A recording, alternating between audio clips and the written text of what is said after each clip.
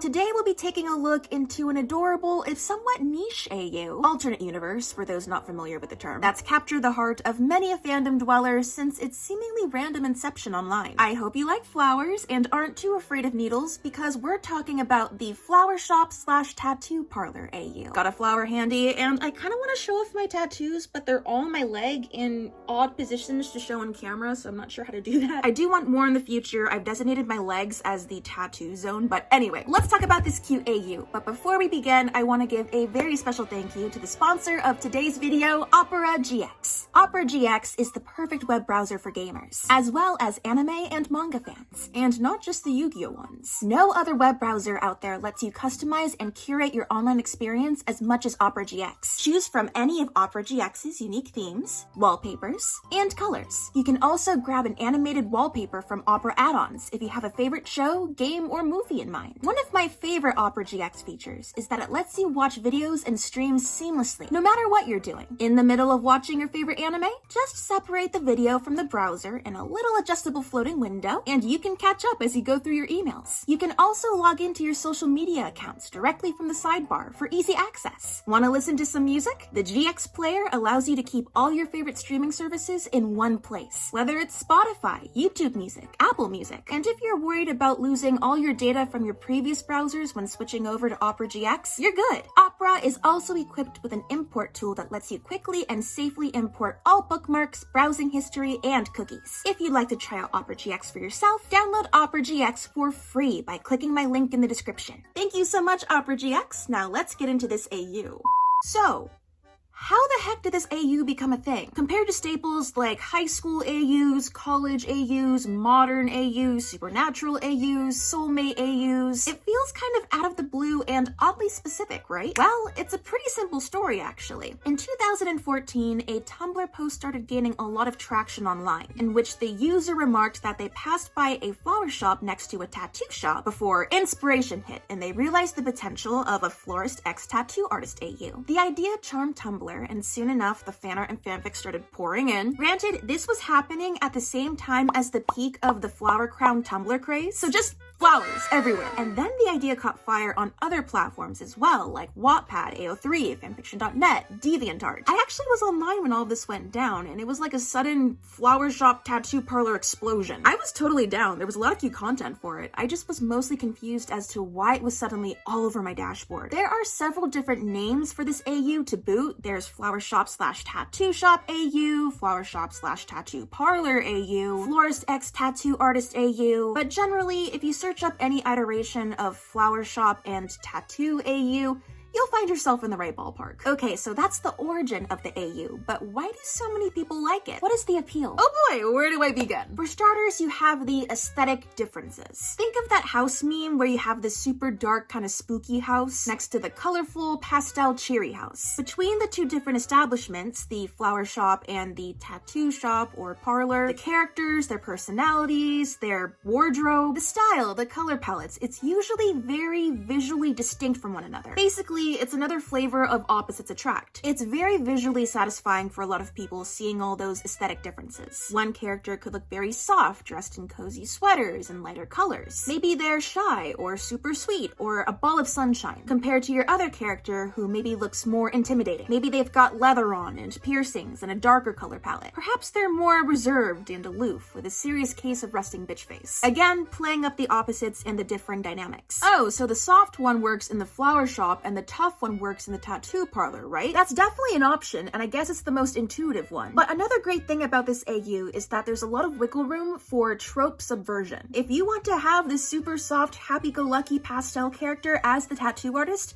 you can do that. In fact, a lot of people might be drawn to it because of that added layer of contrast. Do you want the tall, super intimidating stoic character as a cutesy florist? That works perfectly fine too. Maybe the tattoo artist looks kind of scary, but they're actually a sweetheart, whereas the florist might look super cute, but in actuality is a feral gremlin. With the flower shop and tattoo shop AU, you can go as by-the-book tropey or as off-the-wall as you want. There's really no right or wrong answer, it's just up to your preference, and people get really creative with it. Another reason for this AU's popularity is that working in a flower shop or as a tattoo artist are professions that are often romanticized in fiction, similar to working in a coffee shop or a bookstore. There's always that image of the protagonist going about their shift, gazing out the window longingly and wondering when their life will begin, when they'll find that special someone. Maybe it's the rom-com or the Hallmark effect, I don't know.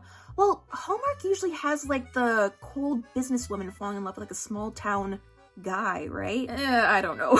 And the flower shop and tattoo parlor AU offers a lot of meet cute options. There's a bunch listed on Tumblr. Maybe all the local shop employees have a block party and the florist accidentally spills their prized pot roast all over the tattoo artist's leather pants. You can get as sappy, sweet, romantic, or as horrendously awkward as you want. Common tropes tied to this AU are often strangers to lovers, or mutual pining. Misunderstandings and miscommunications sometimes are sprinkled into this AU as well, like maybe one shop worker sees the other shop worker flirting with another employee, or talking to a customer, and they're like, oh, they don't have feelings for me, or oh, maybe I'm misreading this whole situation. Bonk. You can really get jazzy with it. This all ties into another draw of this AU in that it's just a simple slice of life. You don't really have to worry about complex world building, political intrigue and drama, building an intricate mystery, unless you want to incorporate a flower/tattoo shop AU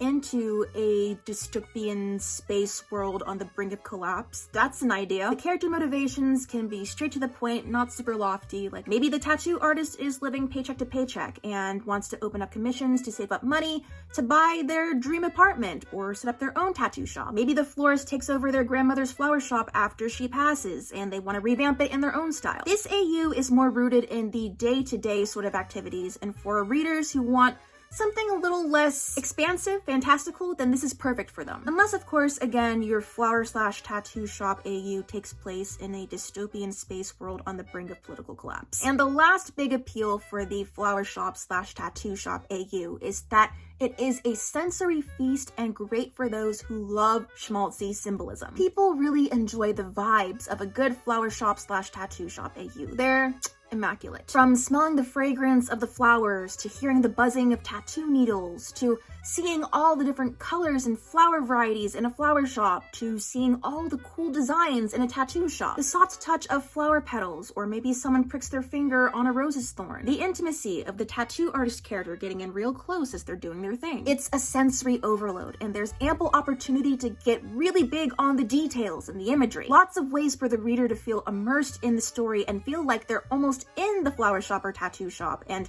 getting romanticized. And of course, the language of flowers, symbolism. In practically every story with a flower shop, there will be a scene where the florist arranges a bouquet or some sort of arrangement that incorporates various meanings of different flowers. It's a great way to add more emotional impact. Maybe it's almost like an open secret, like one character is totally oblivious to the meaning of the flowers and the other character is like biting their fist. I mean, flowers are already synonymous with romance, so why not add more depth to it? It's romantic. And hey, if romance isn't your shtick, then you can have the florist arrange platonic bouquets. That's also really cute. Maybe some sort of good luck arrangement for the new tattoo artist next door. But yeah, in a nutshell, this AU ended up being beloved by those who want a neat, cute environment with some cool contrasts, good vibes and aesthetics, room to play around with tropes and symbolism, something simple and more rooted in reality, and an AU where the mundane can be romanticized. Funnily and helpfully enough, there actually are a fair amount of posts out there by actual florists and tattoo artists offering their 2 cents on how to make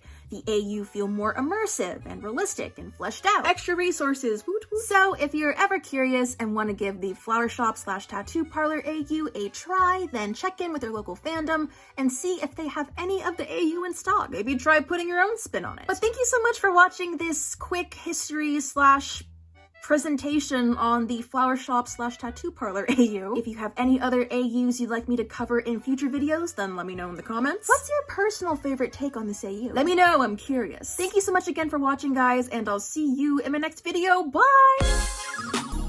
안녕.